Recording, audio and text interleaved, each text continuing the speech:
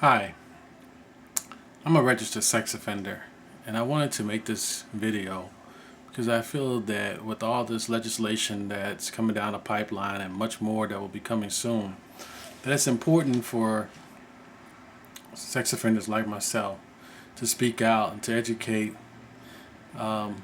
citizens about my crime and the different classifications of sex offenders.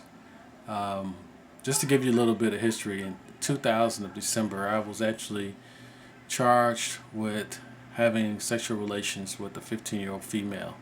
The 15-year-old female had misrepresented herself, or basically lied, and told me that she was 16 years old and that she was of the age of consent.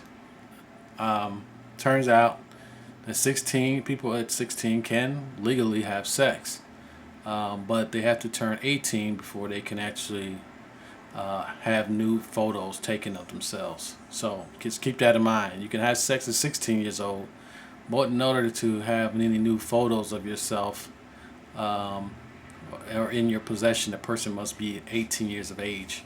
I was not aware of that federal law versus the state law, so I had some photos of the victim developed at a local photo place, and the person turned me into the police. The police felt like the girl wasn't over 17 or wasn't a day over 17 as they put it, which confused me because I'm thinking, okay, well, so if she isn't, the law is that as long as she's 16 she can have sex. Well, it turned out that it becomes a federal case, but the state is able to prosecute for sexual exploitation or for having these nude photos of her.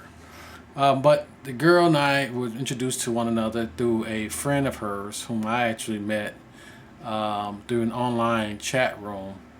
This was someone in the general chat room, and she told me that her girlfriend was a model because my hobby is photography, and I was chatting with a guy in the room about, taking bad, horrible pictures with my camera.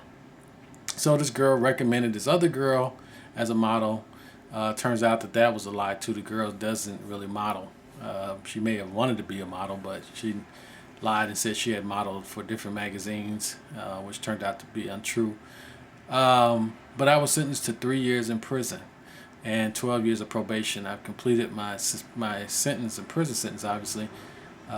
Did all 3 years, and now I'm serving the 12 years of probation. But I realized that my crime was wrong. It was not an internet crime. I did not go on the internet looking for a child. I've been on the internet since 1991, and never had an incident with trying to meet a child or having met a child online. The only way I came across this particular victim in my case was through her friend that gave the girl my email address, and then the girl sent me a message saying that she wanted to model for me for $100. We talked over the phone a couple of times and decided to meet in person. We even talked about sex, and I was trying to be a man and telling her that I was not going to be interested in her sexually. And then she says, well, once I saw her breast and her butt, that I wouldn't be able to turn her down or resist her. And unfortunately, she was correct. She had a very nice build, very attractive girl. And then after we had sex, she wanted to continue to see me. We were going to do another photo shoot, but it was in the wintertime, and I wanted to wait and do something in the outdoors. But so much more about the case that I could discuss. But I just wanted to say that I'm not a child molester. I'm someone that made a poor decision, extremely poor decision, a very costly one that cost me over $10,000 in legal fees. I've lost my home, my relationship at the time, justifiably sold the relationship. All the possessions I had in the home were all gone because of the time I endured in prison. But since then, I've been denied where I can live, even though I've lived at the location with my mother for 26 years. When I was released, I wanted to go back and live in the community that I grew up in, and that was denied. So I was compelled to live with my brother. Fortunately, he didn't live near any schools or parks, and live with him, which has been an uncomfortable situation. I was blessed to have found the job when I first got released, and then I eventually quit the job, which was an unfortunate pattern of mine pretty much all my life. And been out of work now for a year. I've had about 3 jobs that rescinded their offers because of my criminal charges, even though I'm, not technically convicted because it's still under court supervision under the special plea that I have. But companies don't want to take that risk and hire me. I've been felt very uncomfortable being around my own nephews and nieces because of these type of charges. There's certainly a stigma with it. I not absolutely believe and know that we have to protect children, and there are pedophiles, and there are predators, and there just are mentally ill people that go around touching people, and taking advantage of the naivete.